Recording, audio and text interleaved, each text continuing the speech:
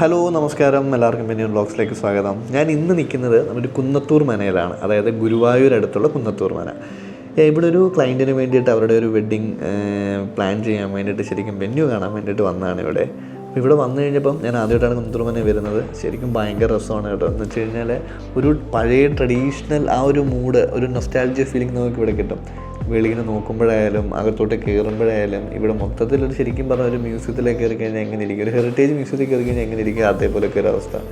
അപ്പോൾ ഇതിനകത്ത് വെച്ചേക്കുന്ന പ്രോപ്പർട്ടീസ് ആയാലും ഷോയ്ക്ക് വേണ്ടിയിട്ട് വെച്ചേക്കുന്ന കാര്യങ്ങളായാലും അപ്പോൾ എല്ലാം ആ ചുമർ ചിത്രങ്ങളായാലും എല്ലാം ഒരു ഭയങ്കര രസമാണ് കേട്ടോ. മൊത്തത്തിൽ ആ ഒരു വുഡൻ ഫീലാണ് ഇവിടെ.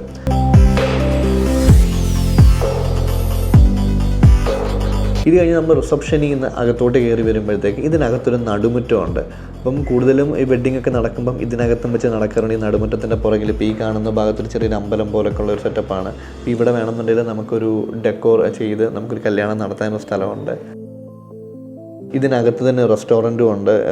ഒരു 10, 30, 40 പേർക്ക് ഒരു മിനിറ്റ് ഒരേ സമയത്ത് ഇരുന്ന് ഫുഡ് കഴിക്കാനുള്ളൊരു സ്ഥലമുണ്ട്. ഈ കുന്നത്തൂർ മനയ്ക്കകത്ത് തന്നെ നമുക്കൊരു 11, 12 റൂംസ് ഇവിടെ അവൈലബിൾ ആണ്. അത്യാവശ്യം ഒരു പരിപാടിയൊക്കെ നടക്കുകയാണെന്നുണ്ടെങ്കിൽ ഇതിനകത്ത് മാക്സിമം ഒരു 40 പേർക്ക് ഇരിക്കാനൊക്കെ ഉള്ള സ്ഥലമേ ഇതിനകത്ത് കിട്ടത്തുള്ളൂ.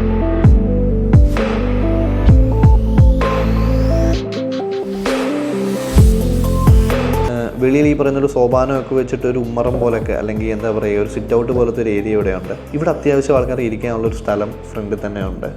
പക്ഷേ ഇതിൻ്റെ മെയിൻ ഒരു ഏരിയ എന്ന് പറയുന്നത് മെയിൻ ഏരിയൻ്റെ ബാക്ക് സൈഡിലാണ്. നമുക്ക് അവിടെ ഇരുന്ന് പോയിട്ട് വരാം.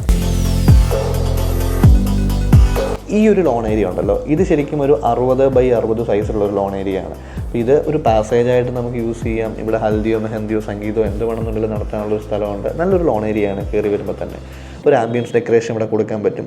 ഇവിടുന്ന് നമ്മൾ നേരെ വന്ന് ഇതിൻ്റെ മനയുടെ ബാക്കിലായിട്ട് അവിടെ ഒരു ജർമ്മൻ ടെൻറ്റ് അവരായിട്ട് തന്നെ ഇട്ടിട്ടുണ്ട്.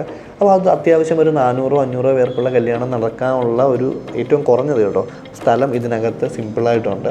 ഈ ഒരു ടെൻ്റ് എന്ന് പറയുന്നത് അറൗണ്ട് 80x70 സൈസാണ്. ഓൾറെഡി AC ആണ്. ഇവിടെ ഓൾറെഡി നിലവിലൊരു പ്ലാറ്റ്ഫോം അവർ ചെയ്ത് വെച്ചിട്ടുണ്ട്.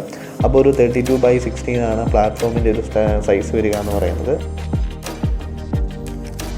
2 സൈഡിലും സ്റ്റെപ്പ് ഓൾറെഡി അറേഞ്ച്ഡ് ആണ്. ഇതിൻ്റെ ഫ്ലോർ ഫുള്ളി പറയുന്ന ഒരു ഗ്രീൻ മാറ്റ് ചെയ്തിട്ട് ഗ്രാസ് മാറ്റ് വെച്ച് ചെയ്തേക്കുന്നതാണ്. ഇതിനകത്ത് നമുക്ക് ഇങ്ങനെ വേണമെങ്കിൽ ഡെക്കോർ ചെയ്യാം. അപ്പം ഓൾറെഡി ഇവിടെ സീൽ ചെയ്തിട്ടേക്കാണ്. പക്ഷെ നമുക്ക് ഈ പറയുന്ന സീലിങ്ങോ സൈഡ് കർട്ടൻസോ എങ്ങനെ വേണമെന്നുള്ള ആംബിയൻസ് നമ്മൾ ഇതാക്കി കൊടുക്കാൻ പറ്റും. അതിനുള്ള ഒരു സ്ഥലം നമുക്ക് ഈ ഒരു ഹോളിനകത്ത് തന്നെ ഉണ്ട്.